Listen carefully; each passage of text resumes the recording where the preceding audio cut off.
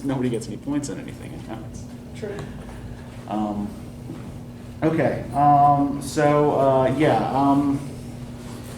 everybody who hasn't yet, just take a minute, look over the paper 2 assignment when you have a chance. For Wednesday, remember you're doing reflection paper 6. Then we've only got 2 more weeks of these after this week, right? So we're getting close to the end of the term here. And you're going to be reading Desmond Tutu's essay, Nuremberg or National Amnesia, a Third Way. I'll give you guide questions for that at the end of class. Also, don't forget to submit the 3 or more vocab words. And as I said last week, even if you've already got 10 points, go ahead and keep submitting. Yes, I will give you extra credit. Is today the 8th? Yes, today is the 8th. Okay, so does anybody have any questions about any assignments or anything before we get started? Okay, then I want to start with a little kind of writing thinking exercise. I want you to take 12 minutes and write an answer to the following question. If your perfect society can only be maintained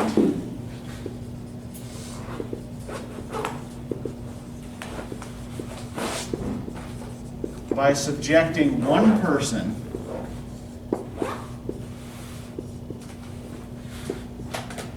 to constant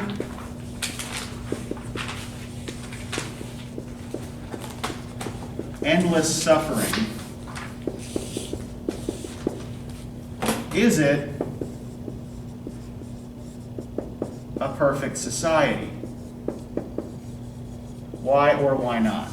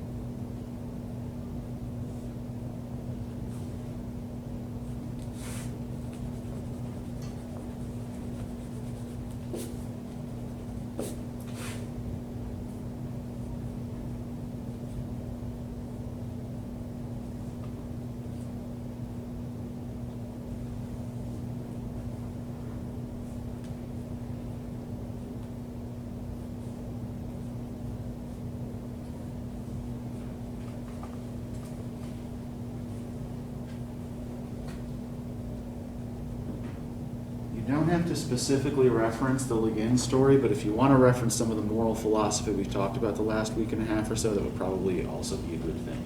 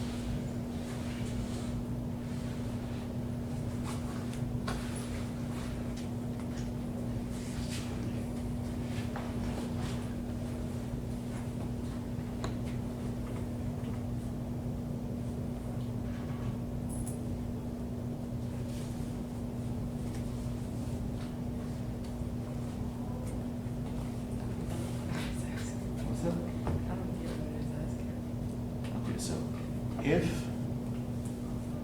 your ideal society, right, you got everything you want, everything's good, right, can only be maintained by making one person in that society suffer all the time, is it still a perfect society?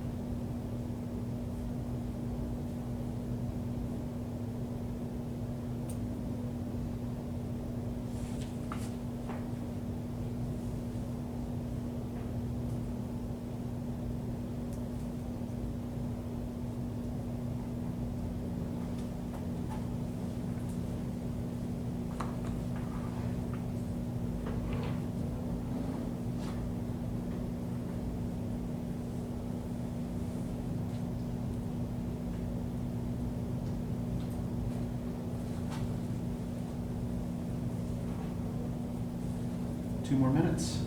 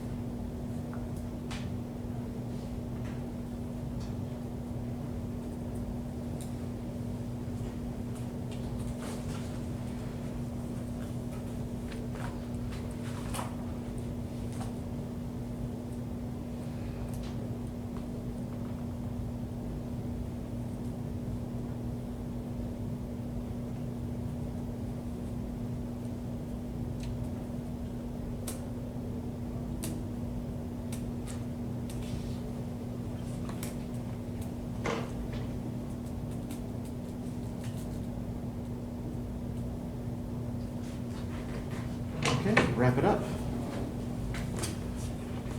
So what did y'all come up with? Yeah, Shelby. I was thinking it wouldn't be perfect because if you know, like, in the back of your head, like, wow, this, you know, like, your society's doing all good, but in the back of your mind, you're feeling guilty because of what's happening with this person, I guess, in a way. Okay. And I feel like the guilt would just be reduced. Okay, so if you feel any kind of guilt over what's happening to this one person, then you would say that that kind of ruins the perfection of your society because your perfect happiness is tinged with knowledge that you're doing something cruel in order to maintain it. Okay, good. Well, yeah, what do the rest of y'all think? I kind of said the same thing. Like, I was like, Uh-huh. if it was perfect in like my eyes, then no one would be suffering. That's what I said. And like, if a single person was suffering and other people saw that they were suffering, then it technically wouldn't be perfect anymore. That's what I said. Okay. Yeah. So It is perfect. so the two of you are questioning the definition of perfect here, right? You know, what exactly do we mean by perfect? And if so, can something actually be perfect And if Yeah. the goodness and happiness doesn't apply to absolutely everybody? And I was also saying that, like, perfect is different to everyone. In a Okay. sense. That Like, the- some people might Mhm. think mediocrity is perfect to them, and it just depends on them. But, yeah, Mhm. I agree with her. Okay, yeah, and happiness Mhm. is a relatively subjective idea as well. You know, what makes me happy might not be what makes you happy, and so on and so forth. Yeah, Elena, I'm sorry, I stepped on what you were about to say. I think it's still perfect because, like, if you actually think about it in terms, Uh-huh. if one person keeps it a perfect society, then there's Okay. probably like a higher power or something controlling it, so there's nothing you can do to fix it. Okay. And one life suffering for the life of hundreds, like, Uh-huh. to live a perfect life is pretty good when you think about it. Okay. And put something else in here. But if it was like that, I would make it, if I was like ruling it, I would make it be a random drawing where I would also be in the drawing for who suffers. Okay, so everybody would have to be placed at equal risk. Mhm. But to understand that you could live perfectly, like have the food you need, the Uh-huh. house you need, like Uh-huh. medical supplies you need, it's pretty good because it's hard to maintain a good society. Oh, sure. Yeah. Yes, it So is. I still think it's perfect if you look at it. that Okay. way. But you would have to work. Because that gives me hunger games. Uh-huh. Hard.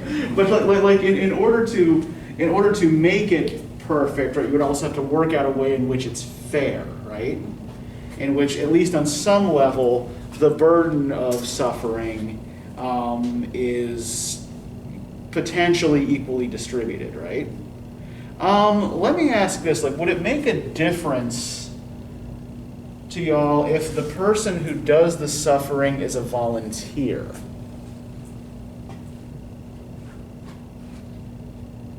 If they choose to take it on for the sake of everyone else.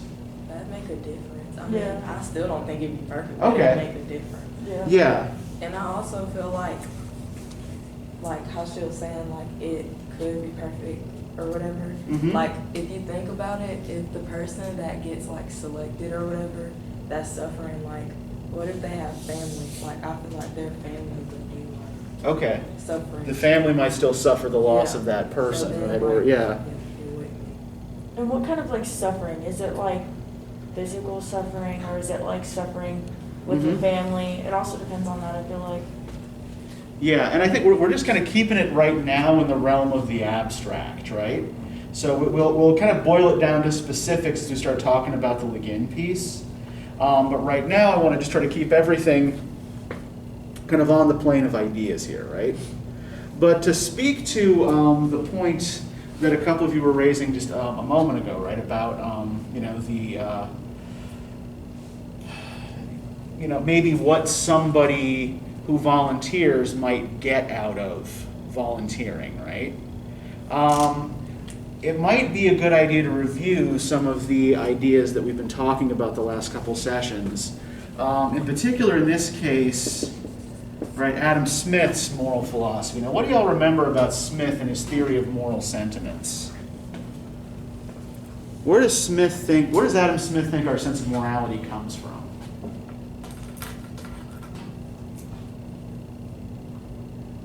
What's that? I wrote my reflection paper Yeah. on that, and I'm trying to like remember what it Ah, said. and it's already gone?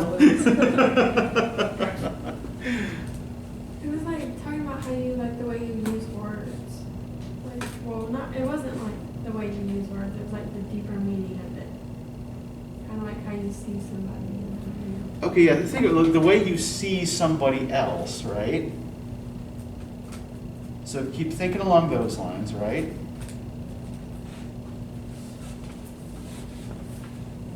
If I see you unhappy, Oh, we were talking about the Oh, feeling. yeah. and how you like, you feel Yeah. for that Yeah. person. yeah. So for Smith is the sympathy guy, right? Yeah. Right, that all of our moral responses are essentially like imaginative responses, right, to how we would feel if placed in that other person's situation, right? And essentially, right, we feel happy when we see another person happy, or sad when we see another person sad, because it makes us feel good to try to put ourselves in other people's shoes, right? So either way, what we're trying to do is whether we're trying to experience someone's happy emotions or their sad emotions, we're trying to make ourselves feel good, right? So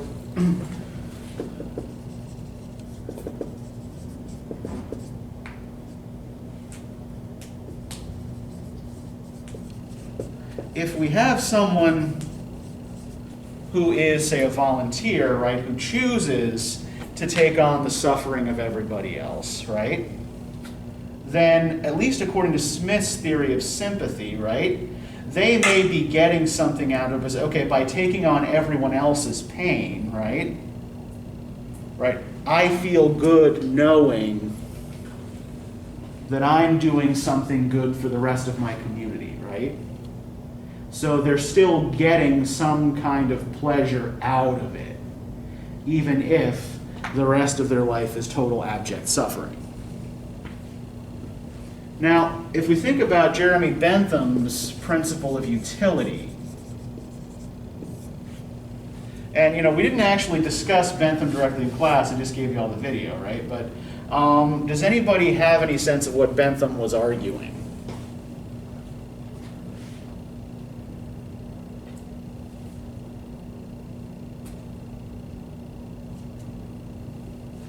about the Yeah, he's the utilitarian philosopher, right? So a utilitarian believes that there's no such like abstract concept as good and evil, right? There is only pleasure and pain. Yeah, it was like, I forgot, dang it.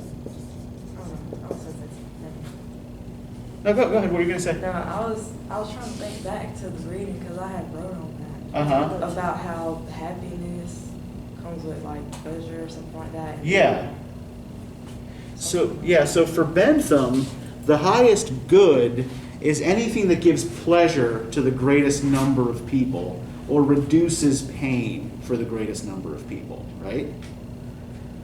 So for Bentham, would a society in which one person suffers for everybody else still be a good society? Yes. Yeah, absolutely, right? Because it's all in the abstract here, right? It's all just, it's basic, for Bentham, it's basically a numbers game. Like, okay, do you have more people suffering or more people experiencing pleasure, right? As long as more people are experiencing pleasure, then things are good, right? He never really gets into specifics about what he means by pleasure and pain or what these things look like. He kind of just talks about them as these kind of mathematical averages. But yeah, so for Bentham, a situation like this would be perfectly acceptable. Absolutely 100% morally fine, right? Now then, if we think about Martin Buber's arguments, what was Buber's basic line on morality? Particularly in terms of like the way we should treat other people.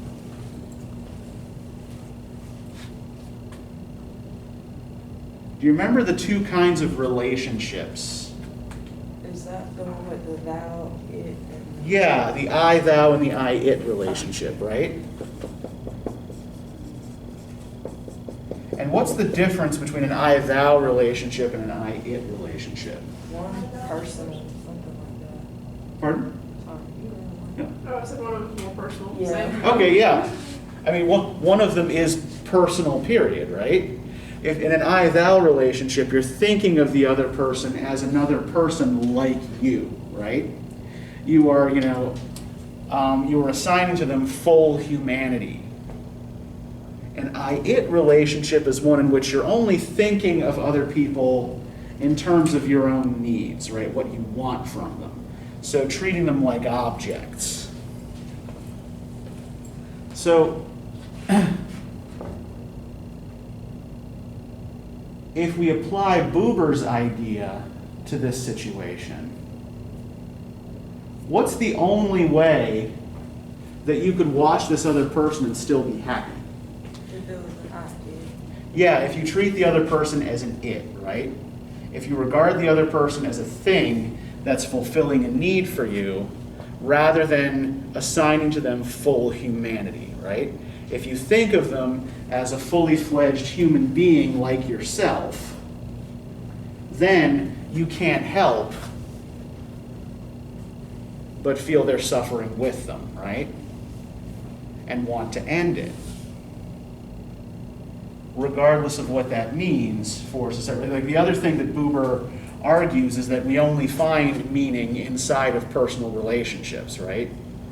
So that a society being built on personal relationships, right? You can't avoid feeling with or for this other person, right? Which would then kind of tinge or color everybody's happiness. So let's try to look at the way Ursula Le Guin kind of makes this particular situation concrete, right? Because, the ones who walk away from Omelas is like it's a short story, it's a fantasy story, but it's also a thought experiment.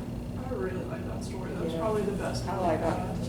Was it because it was fiction and not just an essay? It was Yeah, just cool. and I could actually Uh-huh. understand what they're Okay. talking about. Well, and I will say, like, if you liked this, if you liked Guin, she wrote 2 really, really good sci-fi or fantasy novels. The best sci-fi novel she's written is called The Left Hand of Darkness. Yeah, added that in my Yeah, I love the crap out of that book. And A Wizard of Earthsea. The Left Hand of Darkness is also a thought experiment. It imagines a planet in which people have no permanent stable gender, and what a society would look like if it was built without the kind of the social, or even the social construct of gender, or even the biological construct of permanent biological sex. A Wizard of Earthsea is actually kind of based on the basic idea is like that most stories about wizards are about like old men, and she was kind of like, well, how come nobody ever writes about a wizard when he's still a boy, or at least still young, and still kind of finding his power? So it's before Harry Potter was a thing, right? This is a story about a young wizard trying to find his way in the world. And yeah, we're doing that in my fantasy and science fiction class this afternoon. So yeah, really, really, really good book. I remember Harry Potter was like a 5th grade reading level. And I was Yeah. like, Yeah, well, and that's like, I think like the Harry Potter, the one thing that the Harry Potter books do that I think is really smart is that they do kind of grow with the readers, right? So they start at a fairly low and easy reading level with fairly easy concepts for a child to understand, and then both the style and the content get a little more complex as the reader grows. But I digress. Right? So let's get back to the ones who walk away from Omelas, and let's look first at the happy part of this, right? Let's just see what this happy society looks like, and how Guin imagines a happy society, right? So if we starts on page 480, right? But so, what did y'all think of Omelas as a society? Like, what does this look like? very clearly fiction. Okay. I think, what does it look like? She describes like, Uh-huh. the color of the sky, the houses have red tops. Yeah. Just very descriptive about Uh-huh. But she also has a way of equivocating about the descriptions, right? It's like, if you don't like it this way, it doesn't have to be, right? You can imagine something else. Right, so I think one of the things that she's doing is she's making Omelas not so much a city of her imagination as a city of your imagination, right? If you want to imagine it this way, imagine it this way. If you don't, well, here's another alternative, right? So it's a weird way of building an idea of place, right? But it kind of works for what the thought experiment is, because she wants you to try to imagine your own perfect society, right? Your own kind of perfect place. And if we look on page 480, the paragraph at the bottom, can I get somebody to start reading from, they were not simple folk, you see, though they were happy.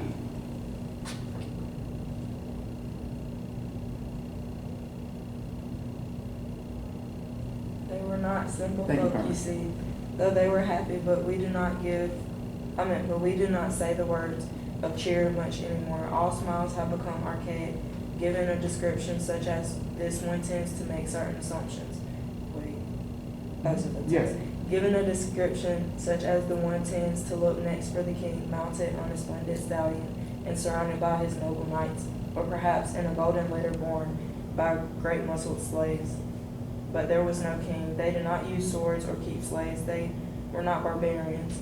I do not know the rules and laws of their society, but I suspect that they were singularly few. Okay, we can let's pause here for a minute, right? So, what's the statement she's making here about happiness and the way we tend to regard happiness?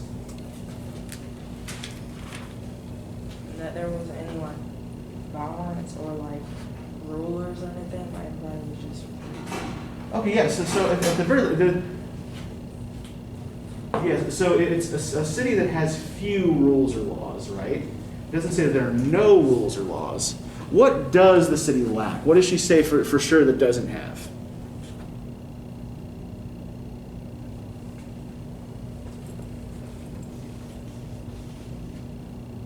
Says, but we do not say the words of cheer, Yeah, we don't say the words of cheer. So what does that suggest about our attitude towards happiness?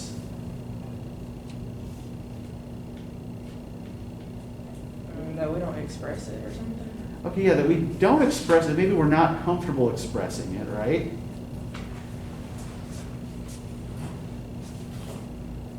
Why does she point out they were not simple folk, though they were happy? What is she suggesting there about our attitude towards happiness? And about what we assume must be the case if people are happy? What's that? I said, like, what, how do you say people are happy? Yeah, what do we assume? What does she seem to think we assume about people who are happy all the time? We laugh. Act out. Okay. Well, why does she feel the need to point out these people who are happy all the time aren't simple?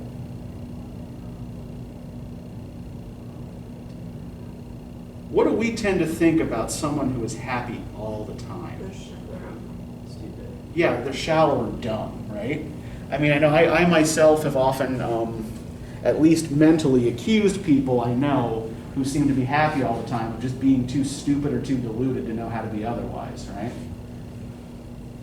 But yeah, she's saying that we tend to think of happiness as a simple or even stupid emotion, right? That we tend not to think of happiness as having any particular kind of complexity to it. And the kind of world that she's talking about that we tend to imagine when we're told a place is happy, right?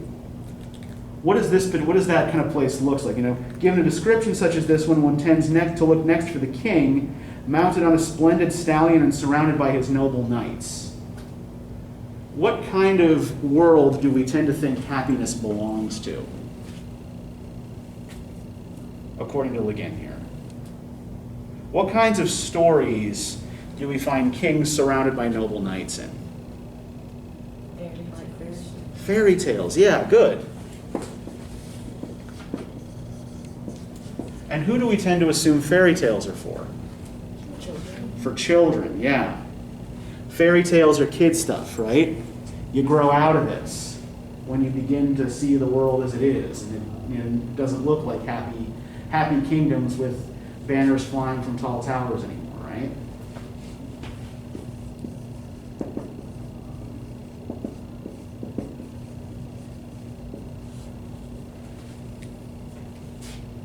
So we tend to think of happiness, according to Guin, as kid stuff. So we see a city that's full of happy adults, right? We imagine there must be something wrong with it.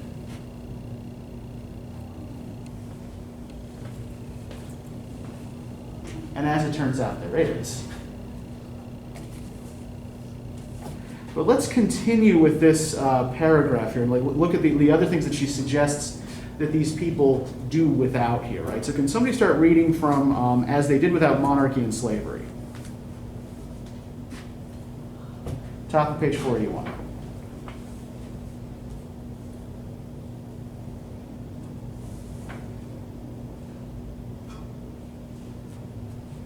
As they did without monarchy and slavery, so they also got on without stock exchange, the advertisement, the secret police, and the bomb. Yet I repeat that these are not simple folk, not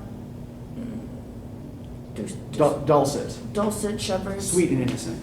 not dulcet shepherds, noble savages, bland utopians. They were not less complex than us. The trouble is that we have a bad habit, encouraged by pedants and sophisticates, that considering happiness as something rather stupid. Only plain is intellectual, only evil interesting. This is the reason of the artist, a refusal to admire the Banality. Banality of the evil. Mundaneness, yeah. and the terrible boredom of pain. If you can't lick 'em, join 'em. If it hurts, repeat it. But to praise despair is to condemn delight. To embrace violence is to lose hold of everything else. We have almost lost hold. We can no longer describe a happy man nor make any celebration of joy. How can I tell you about the people of Omelas? They were not native and happy children. Although their children were, in fact, happy, they were mature, intelligent, passionate adults whose lives were, in fact, happy. Whose lives were not right. Sorry, a miracle. But I wish. We can pause here, right? So let's back up to the beginning of this and look at the kinds of things that this happy society doesn't have. What are we told specifically they're missing? Monarchy and slavery. Okay, yeah, there's no monarchy and no slavery, right?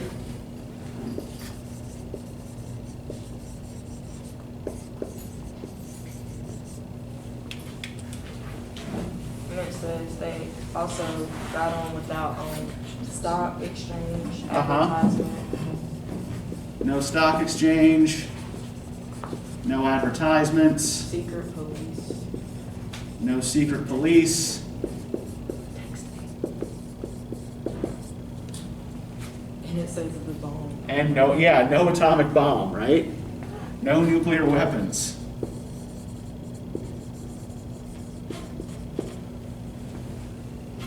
So let's try to take each of these as pairs, to think that they're kind of intended as pairs here, right?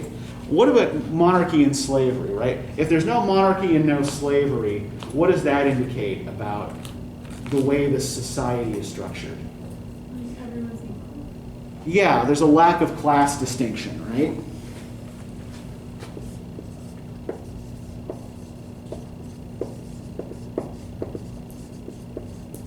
There are no kings, there are no slaves. Everybody's on more or less equal footing, right? If there's no stock exchange and there are no advertisements, what do these have in common? Why did I pair these together? Yeah, they both have to do with money and with economics, right?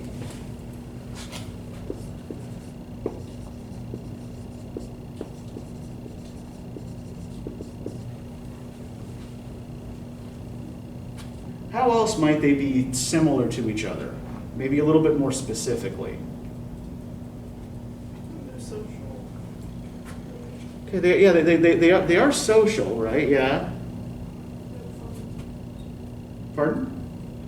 No phones, like to see advertisements on no phone to check the stock market on it. Okay, well, remember that like this is written, I think, in the early 70s.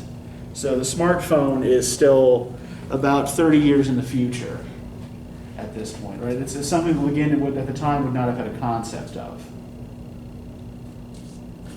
What's the purpose of an advertisement? For businesses and stuff like. So, Yeah, it's about selling, right? And stock exchanges are also about kind of like buying and selling shares in a business, right? So one thing that this suggests is that there's no particularly complex economy, right? But it also suggests that there is little or no buying and selling.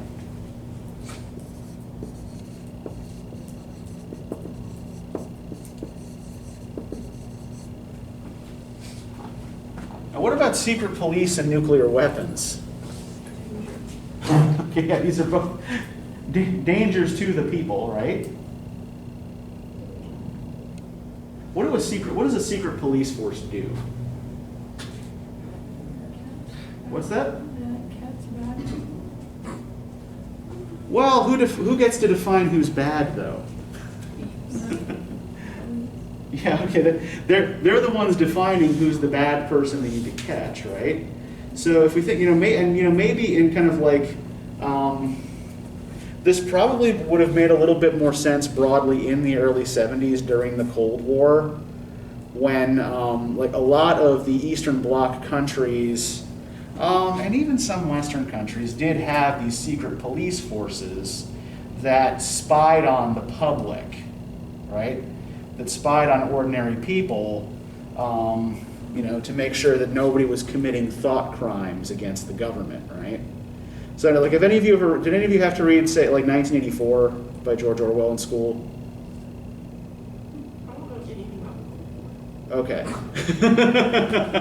Okay. All right.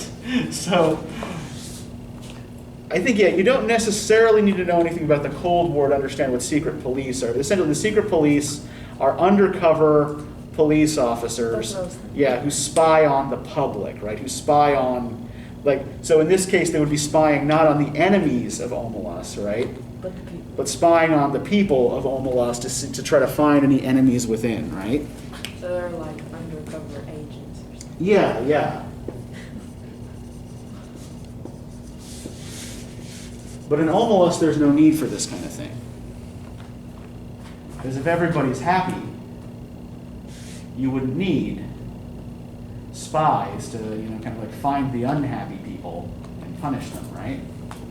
Wasn't it like back in the time it was and then it wasn't they were actually like watching people then, weren't they? See? Oh, yeah.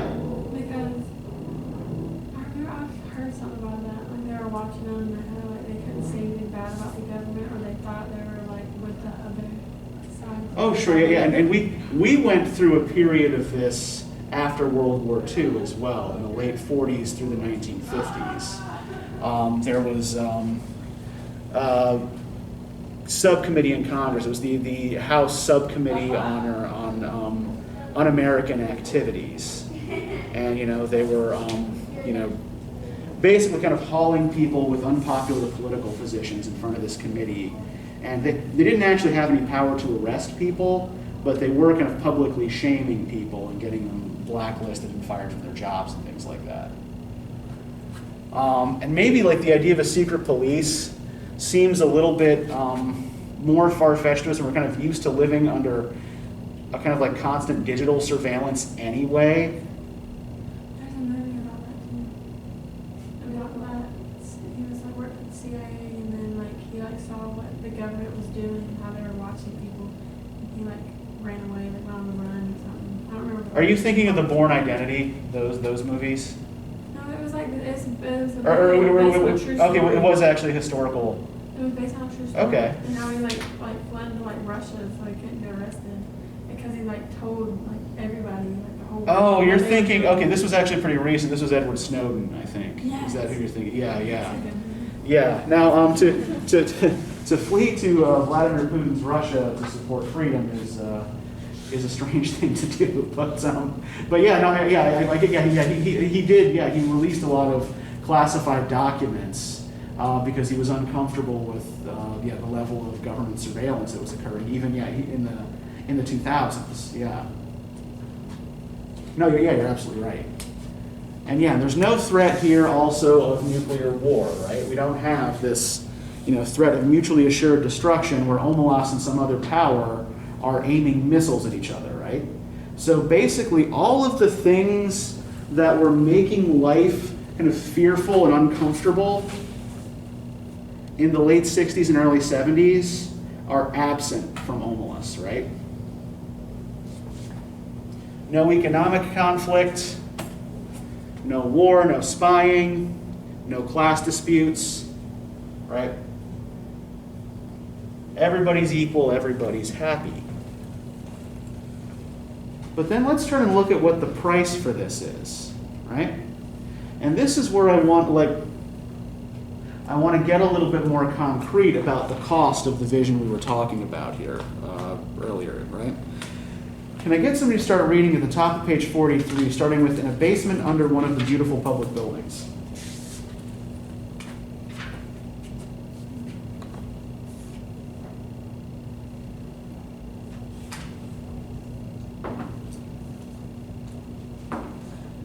In a basement under one of the beautiful public buildings of Omelas, or perhaps in the cellar of one of its spacious private homes, there is a room. It has one locked door and no window. A little light seeps in dustily between cracks in the boards, secondhand from the cobwebbed window somewhere across the cellar. In one corner of the little room, a couple of mops with stiff, dotted, foul-smelling heads stand near a rusty bucket. The floor is dirt, a little limp to the touch, as cellar dirt usually is. The room is about 3 paces long and 2 wide, a mere broom closet or disused tool room. In the room, a child is sitting. It could be a boy or a girl. It looks about 6, but actually is nearly 10. It is feeble-minded. Perhaps it was born defective, or perhaps it has become Imbecile. through fear, malnutrition, and neglect. It picks up its nose and occasionally fumbles vaguely with its toes and genitals, and it sits hunched in the corner farthest from the bucket and the two mops. It is afraid of the mops. It finds them horrible. It shuts its eyes, but it knows the mops are still standing there, and the door is locked and nobody will come. The door is always locked and nobody ever comes, except that sometimes the child has no understanding of the time or interval. Sometimes the door rattles terribly and opens and a person or several people are there. One of them may come in and kick the child to make it stand up. The others never come close, but peer in at it with frightened, disgusted eyes. The food bowl and the water jug are hastily filled. The door is locked. The eyes disappear. The people at the door never say anything, but the child who has not always lived in the tool room and can remember sunlight and its mother's voice sometimes speaks. I will be good, it says. Please let me out. I will be good. They never answer. The child used to scream for help at night and cry a good deal, but now it only makes a kind of whining. And it speaks less and less often. It is so thin, there are no calves to its legs. Its belly protrudes. It lives on a half bowl of cornmeal and grease a day. It is naked. Its buttocks and thighs are a mass of festered sores, and it sits in its own Excrement. excrement continually. Okay, thank you, Shelby. So, remember how I said earlier I wanted to keep everything in our initial discussion on the level of the abstract, right? And not talk yet about the specific kind of suffering that would be envisioned here. Now, this is Omelas' dirty little secret, right? This is the foundation of the happiness and prosperity of everyone else in Omelas, right? This child that is locked in the dark, underfed, occasionally kicked, but mostly neglected, and not permitted to ever see the light of day, right? Kind of living in constant terror of the other objects in the tool room. But with a memory that its life was not always this way, right? It's important that she says that the child can remember sunlight and its mother's voice, right? Why is it important, if the child must suffer, that it can remember sunlight and its mother's voice?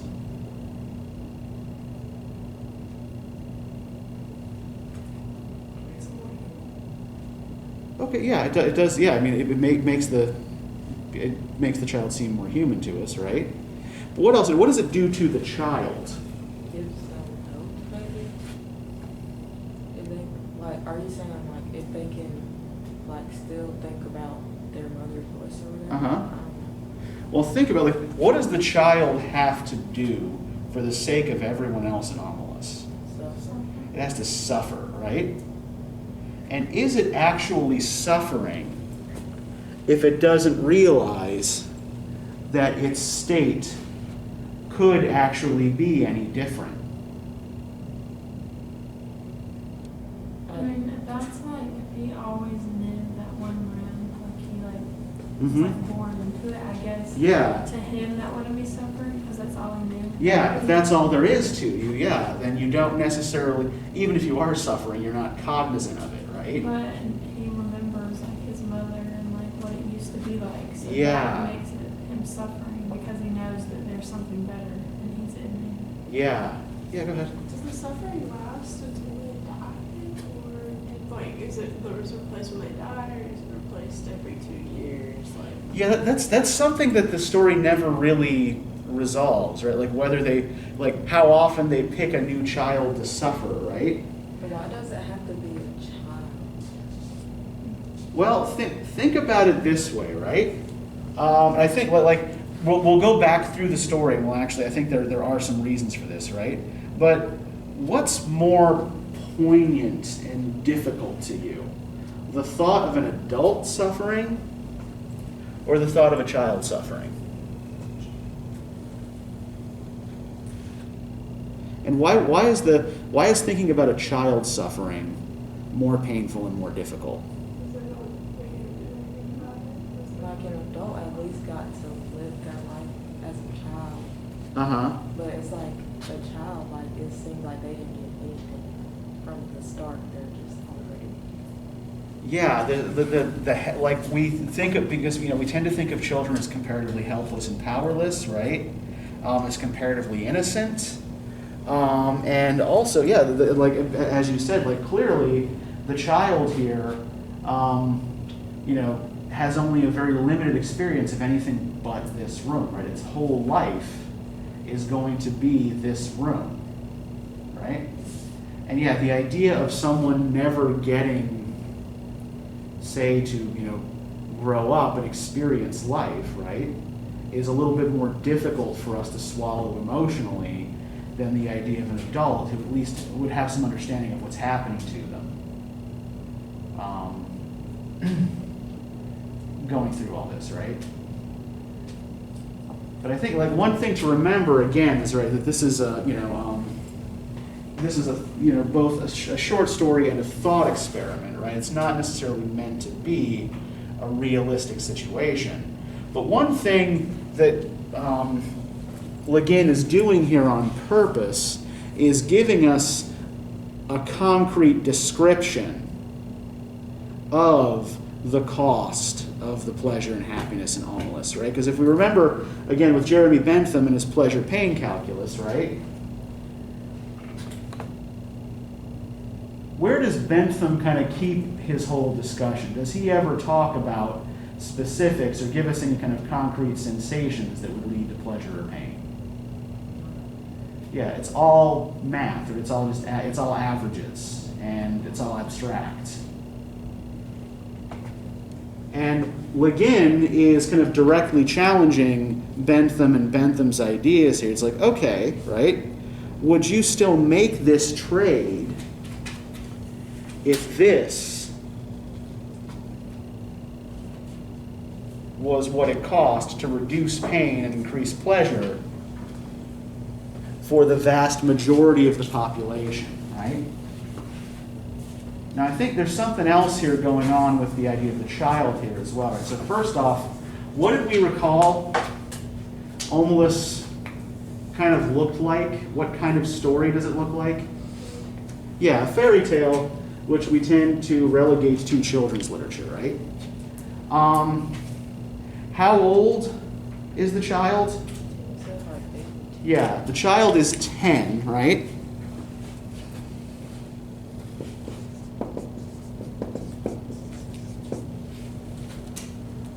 Though it looks younger because it's been malnourished. And if you look on page 482, right, there's this description of this festival and the horse race, and the people gathered around the horse race, right? Most of the processions have reached the green fields by now. A marvelous smell of cooking goes forth from the red and blue tents of the provisioners.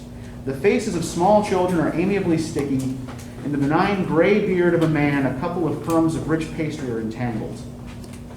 The youths and girls have mounted their horses and are beginning to group around the starting line of the course. An old woman, small, fat, and laughing, is passing out flowers from a basket, and tall young men wear her flowers in their shining hair. A child of 9 or 10 sits at the edge of the crowd alone, playing on a wooden flute. People pause to listen, and they smile, but they do not speak to him, for he never ceases playing and never sees them, his dark eyes wholly wrapped in the sweet, thin magic of the tune. He finishes and slowly lowers his hands holding the wooden flute. How old are we told the flute boy is? 9 or 10. 9 or 10, right? Same age as the child, right?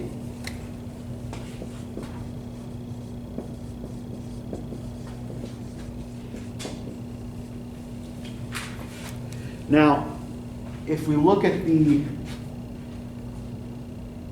paragraphs that follow the description of the child's situation, right? Page 483.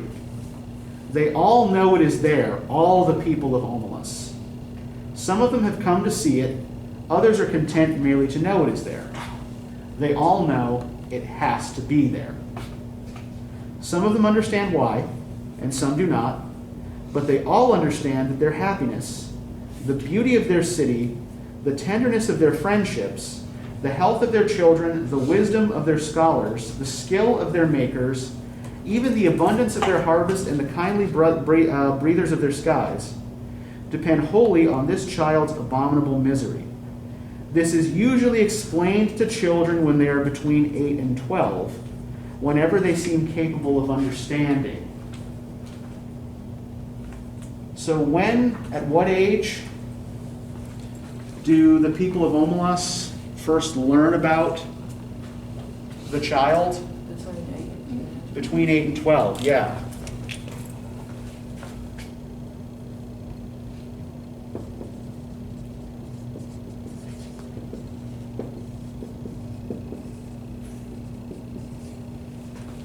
So again, when they're around the same age the child is, right?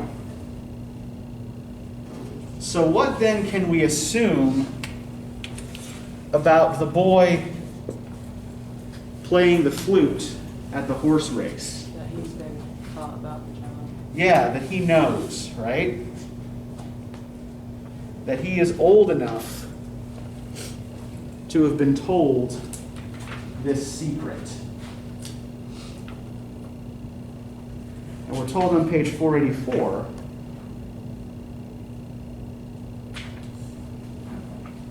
they know that if the wretched one were not there sniveling in the dark, the other one, the flute player, could make no joyful music as the young riders line up in their beauty for the race in the sunlight of the first morning of summer.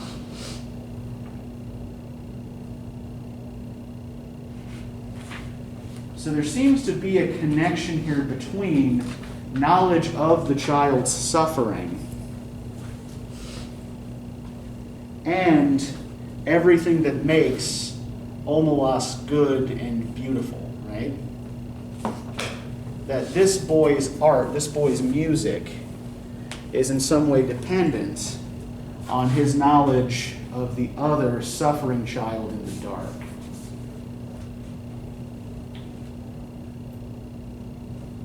So you can't have happiness without some form of sadness or suffering or wretchedness, right? It's just in this case, it's all displaced onto one person. Now let's have a look at the rest of that paragraph. Can I get one of you to read, starting with, often the young people go home in tears.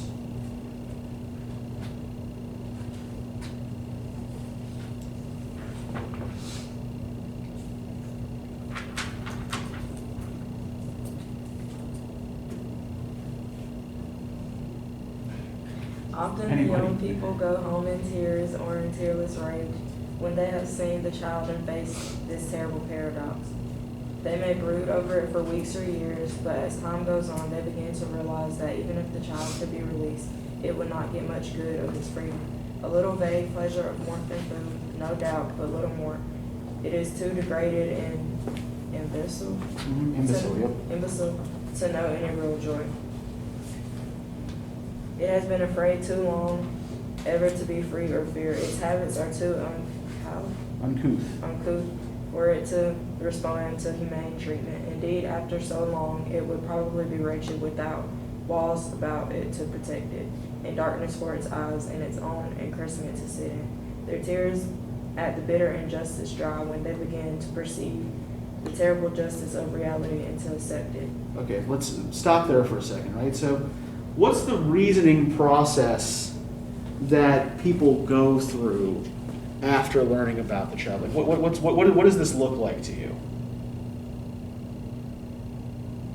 At first, they're probably confused. Okay, yeah, confused and even angry, right? Yeah. And they probably don't understand why they're doing that to the child. Yeah, so they start with a sympathetic response, right? And then what happens to that sympathetic response over time?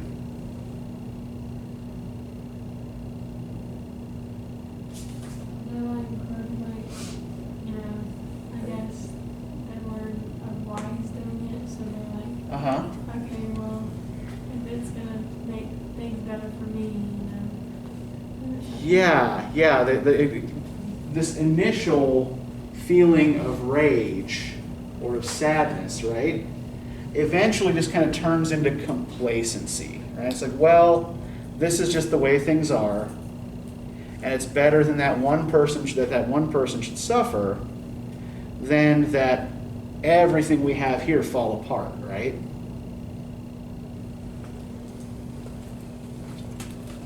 So this is the response of the average person in Omelas, right? This is the way things have to be. It's sad, but there isn't really any good way to change it.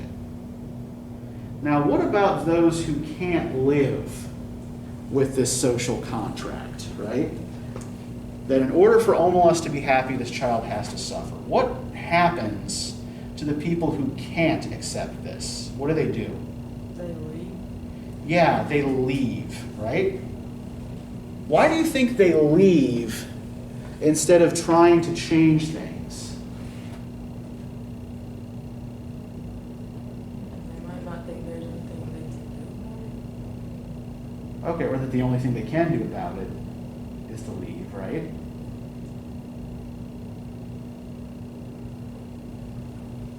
And remember too, these are people who've grown up in this society with this society's values, right? So even if they can't accept the suffering of the child anymore, what happens if the child's suffering stops?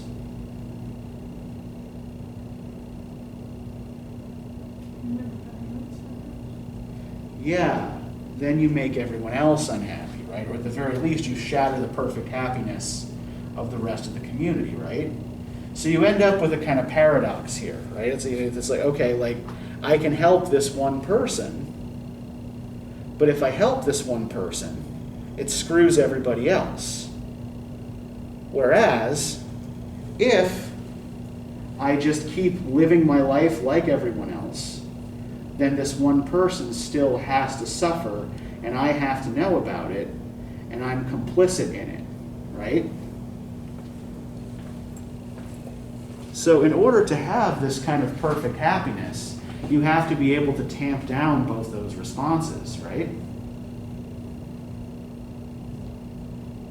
And those who can't accept this, right, in order to avoid ruining things for everyone, right, they simply leave. So let's look at the way this is described on page 44, and this is where we'll finish up, right? At times, one of the adolescent girls or boys who go to see the child does not go home to weep or rage, does not, in fact, go home at all. Sometimes also a man or woman much older falls silent for a day or two and then leaves home. These people go out into the street and walk down the street alone. They keep walking and walk straight out of the city of Omelas, through the beautiful gates. They keep walking across the farmlands of Omelas. Each one goes alone, youth or girl, man or woman. Night falls. The traveler must pass down village streets, between the houses with yellow-lit windows, and on out into the darkness of the fields. Each alone, they go west or north towards the mountains. They go on. They leave Omelas. They walk ahead into the darkness, and they do not come back. The place they go towards is a place even less imaginable to most of us than the city of happiness. I cannot describe it at all. It is possible that it does not exist, but they seem to know where they are going, the ones who walk away from Omelas. So do you notice any particular pattern or theme that repeats in this paragraph? It talks about how they keep leaving. Like it's like repetitive about leaving. If they keep walking. And walking. Yep, they keep walking. There's no clear destination, right? If we think about how this contrasts with the way Omelas has been described, right? It's tended to be groups interacting, right? You know, groups doing things together. Do the people who leave Omelas leave together? It says they go along. Yeah, they go alone, and they're leaving the light and going into darkness, right? So in a way, what we're getting is a kind of sympathetic response to the child's situation, right? The child is alone in the dark, so are we, right? They throw in their lot with the child, and instead of trying to save the child, they experience what the child experiences, right? Or what they imagine the child experiences. Okay, so we're about out of time. Does anybody have any questions about any of this? Okay, so for next time, we're doing the Archbishop Desmond Tutu essay. So let me put up the guide questions for that. And I should have your reflection paper 5 graded by tomorrow afternoon. I'm almost caught up with everything now.